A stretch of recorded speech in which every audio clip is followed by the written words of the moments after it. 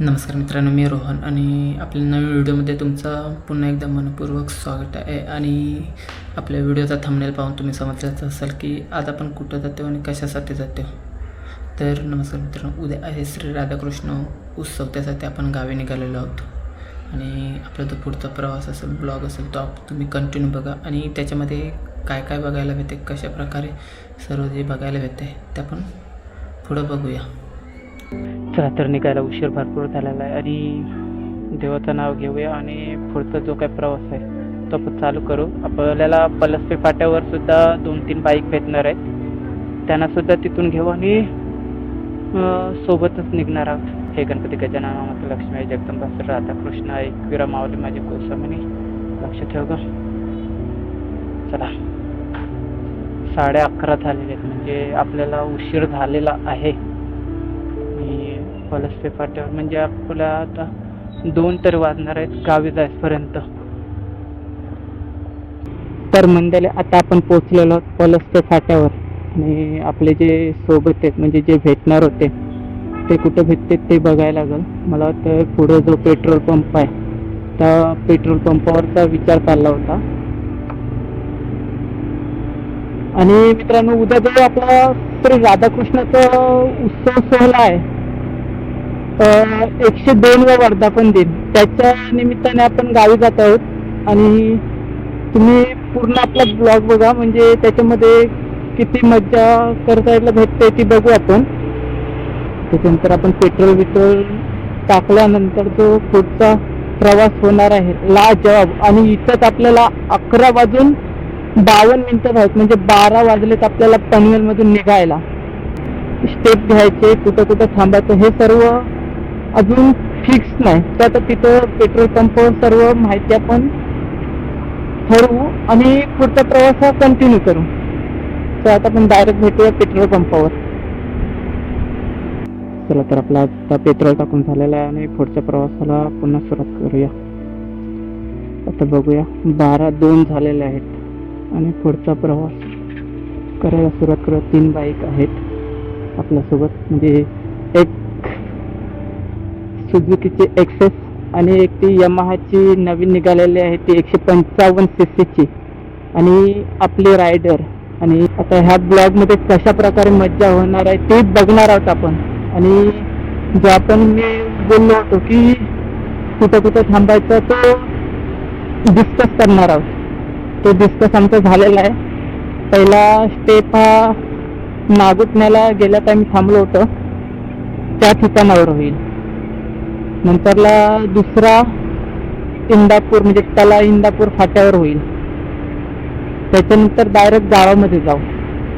असे 3 स्टेप ठरलेले आहेत. आणि आता आपण पोचलो खारपाडा टोल नाक्यापर्यंत. आणि कमेंट करून नक्की सांगा की हा जो टोल नाका आहे तो आता चालू होणार आहे लवकरच, तर त्याचा टोल किती रुपये आकारण्यात येईल, तुमच्या अंदाजे काय वाटतंय, किती टोल आकारला जाईल एका गाडी मागे? कमेंट करून नक्की सांगा. आणि जो पुढं इथलं तर मला नाही माहिती, गेल्या टाइमी जिथं थांबलो होतो त्याच ठिकाणावर थांबायचं ठरलेलं आहे. पण आपल्यामध्ये एक गाडी ही नवीन असल्यामुळे तो पुढे जायला नको म्हणजे झालं. आणि जर तो पुढे गेला तर मग तो कुठं जाऊन थांबतोय काय माहीत नाही. पण आम्ही मात्र तिथं चहा नाश्ता करू हे नक्की आहे. आणि तिथं आपण 10-15 मिनिटाचा ब्रेक घेऊ आणि पुढचा प्रवास आपण कंटिन्यू करत राहू. आता चहा सोबत काय घेऊ, ते 10-15 मिनिटाचा ब्रेक झाल्यानंतर पुढचा प्रवास हा कंटिन्यू करू.